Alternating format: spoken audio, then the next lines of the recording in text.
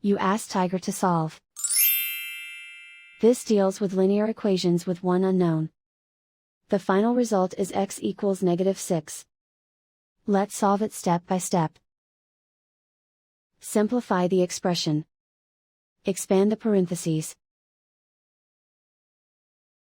Simplify the arithmetic. Swap sides.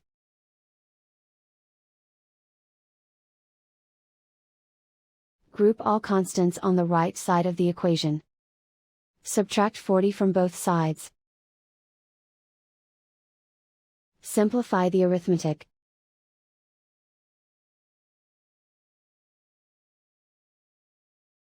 Isolate the x. Divide both sides by 5. Simplify the fraction. Find the greatest common factor of the numerator and denominator. Factor out and cancel the greatest common factor.